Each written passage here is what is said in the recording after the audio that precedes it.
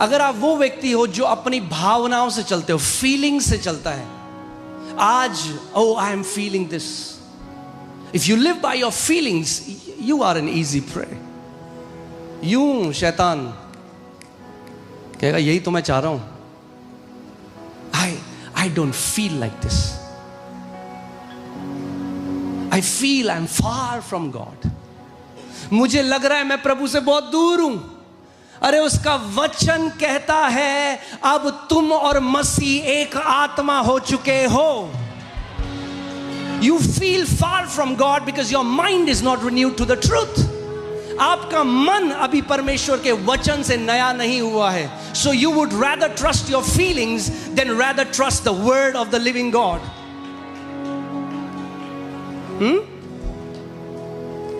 मेरे पीछे बोलो, परमेश्वर का राज्य फीलिंग्स का नहीं है. परमेश्वर का राज्य उसके वचन का है.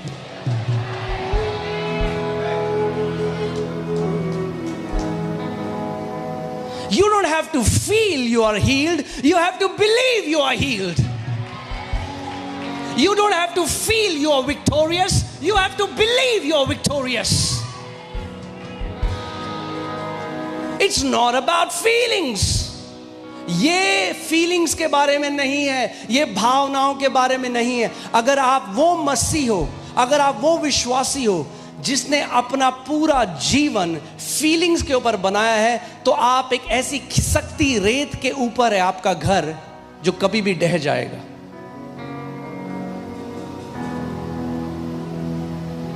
Because feelings will come and feelings will go, but the word of the living God endures forever. Feelings आएंगी, feelings जाएंगी. आज नाचोगे, कल बोलोगे मुझे नीचा नीचा डाउन लग रहा है.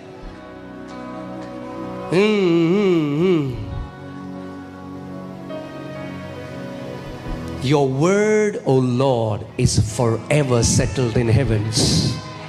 तेरा वचन यहोवा हमेशा के लिए स्वर्ग में स्थिर है. वो अड़िग है, वो हिल नहीं सकता, वो मिट नहीं सकता, वो बदल नहीं सकता.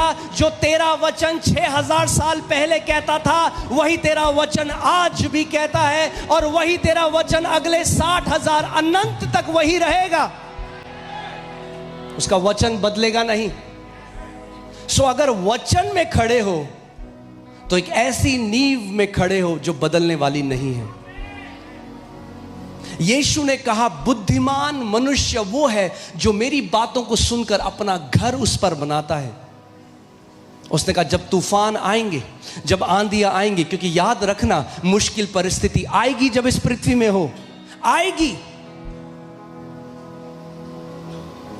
Symptoms will come, situations will come, storms will come.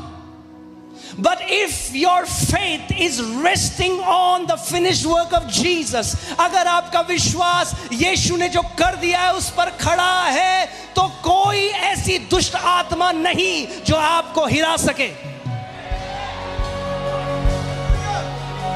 There is no power in hell that can cut short your life if you're standing on the word of the living God. Amen. So विश्वास में दृढ़ होना किसका काम है? हमारा काम है.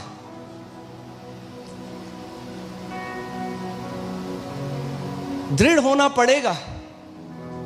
फीलिंग से नहीं जी सकते. आप जानते हैं हमारी सबसे बड़ी problem, Bible says do not give a place to devil. आप जानते हैं हम कैसे, हम सब कभी ना कभी जीवन के ऐसे क्षेत्र में हम लोग रहे हैं जब हमारे ऊपर प्रेशर आया, गलत खबरें आई, हमारे विरोध में परिस्थितियां आई, और उस समय हमने जल्दी से वो बोल दिया जो हम फील करते हैं. अरे इससे तो अच्छा होता, ऐसे जीवन से तो ज्यादा अच्छा है, मैं मर जाऊं. फिर कुछ समय बाद खबर आती है शरीर में, यह फिर रोते हैं, प्रभु तूने मेरे साथ ऐसा क्यों किया? और उसका वचन कहता है जीवन और मृत्यु जीभ में दफन है, जो उसका इस्तेमाल करना जानता है वही उसका फल भी भोगेगा। क्या लिखा है? जो उसे इस्तेमाल करना, यानी दिक्कत हमारी ये है कि हमें आज तक, कई लोग 70 साल के हो गए, 80 साल के हो गए, जीभ कैसे इस्तेमाल करनी है आज तक नहीं सीखा। केवल क्योंकि आपके बाल सफेद हो गए इसका मतलब ये नहीं कि आपको आ गया कि जीभ कैसे इस्तेमाल करनी है। और जो वो बो रहे हैं वही कटनी भी वो कर रहे हैं। हाँ, एक कहावत है, मुझे नहीं पता, सुनी थी कभी, कि जब नीम बोओगे तो आम नहीं आएगा। हाँ, तो आपको व्यक्तिगत रूप से जिम्मेदारी लेनी पड़ेगी अपने जीवन की। पड़ोसी को बोलो, जिम्मेदारी लेनी पड़ेगी। आमीन। क्योंकि परमेश्वर ने हमें बाइबल उसमें चमकीली पन्नी लगाने के लिए नहीं दी थी। उसको सजाने के लिए नहीं दी थी। उसने अपना वचन भेजा और मुझे मेरे रोगों से चंगा किया है। उसने अपने वचन को भेजा और मुझे नाश होने से बचा लिया है।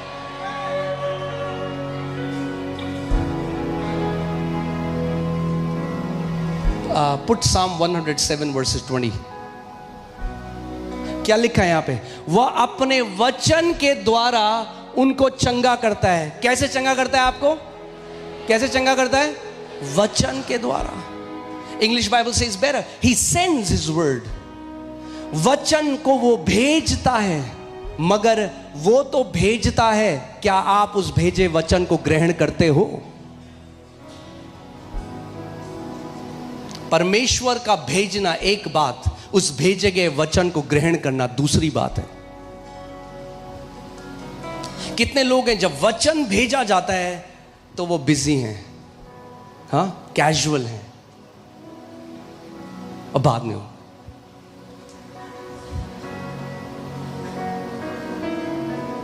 अरे वचन में चंगाई है, वचन में दीर्घायु है, वचन में छुटकारा है, वचन में जय है, वचन में आशीषें हैं, वचन में सब कुछ है।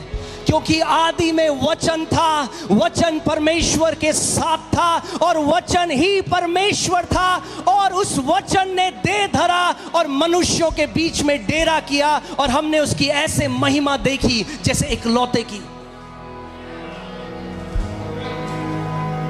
सब कुछ जो आप परमेश्वर से चाह रहे हो वो परमेश्वर के वचन में है। परमेश्वर अपने वचन से अलग कुछ नहीं करता। कितने लोग मेरी बात को समझ रहे हैं?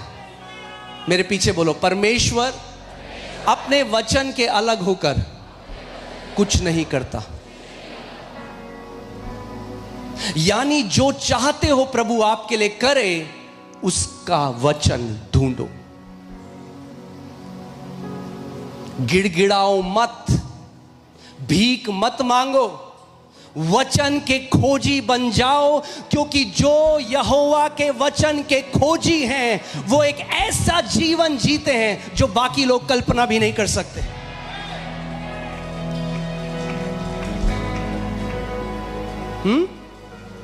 आज लोग बस प्रार्थना करो, प्रार्थना, अरे क्या प्रार्थना करो, पता ही नहीं है लोगों को। प्रार्थना करो बस, तो क्या करते हैं वो? भीख मांगते हैं, प्रभु कर दे, प्रभु कब करेगा, प्रभु क्या तुझे, प्रभु कब करे, प्रभु कर दे। प्रार्थना करो बस, प्रार्थना करो, प्रार्थना करो। अरे क्या प्रार्थना करो, क्या प्रार्थना करो? यीशु ने कहा ये मत सोचना तुम्हारे बहुत शब्दों से तुम्हारी सुनी जाएगी। उसने कहा अन्य जातियों की तरह बहुत बड़बड़ाने की बात नहीं है।